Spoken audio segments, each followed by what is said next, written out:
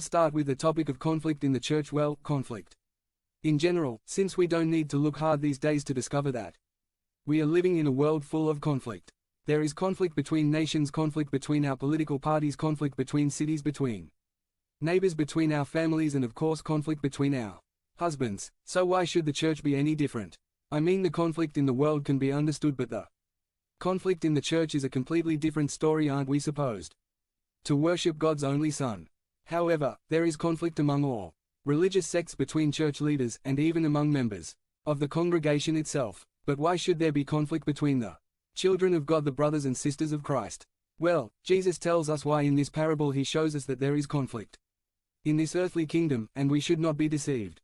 He even gives us two reasons for this conflict. The first is the most obvious, but it is rarely recognized, and it is because there is an enemy called Satan, who is the direct enemy of God himself, and get to God, he beats his children, and there is no better way to do this than by causing conflict in his church, right? And the second reason for the conflict is because there are false Christians in the various congregations, whom Satan has no problem using.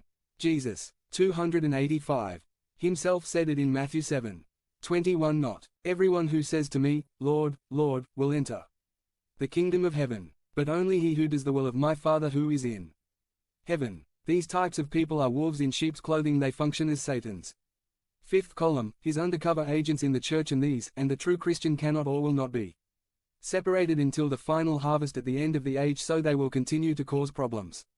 And worse yet, we will always have them, and we will always have conflict, so get used to it. So how are we going to deal with it? Well, to begin with, we all know that the cost of conflict is always very costly for both sides. War is a waste, but this passage suggests 3 ways to deal with that conflict. 1. Be perceptive to the enemy. The first way to deal with it is to be perceptive to the enemy. Verse 25. And while everyone was sleeping, an enemy, which is Satan, came and sowed weeds among the wheat, and then he went away. Notice that he left. He was clever. He didn't stand by and watch, or say, I did that.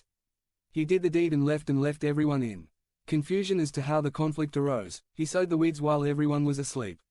Now, in ancient and modern warfare, it is always a common practice to destroy the enemy's crops, because this would weaken and demoralize the soldiers and their families.